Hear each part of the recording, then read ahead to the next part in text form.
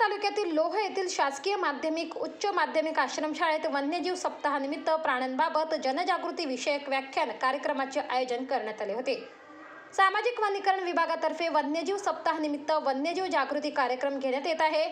नंदुरबार तालुक्यातील लोह येथील शासकीय आश्रमशाळेत राष्ट्रीय सेवा योजनेच्या उत्तर महाराष्ट्र विद्यापीठातील प्रथम राष्ट्रपती पुरस्कार विजेते व वन्यजीव संरक्षण संस्था प्रतीक कदम यांनी आश्रम शाळेतील विद्यार्थ्यांना बिबट प्राण्याबाबत जनजागृती विषयी व्याख्यान दिले। तसेच परिसरात आढळून येणाऱ्या विविध विषारी सापांची माहिती दिली।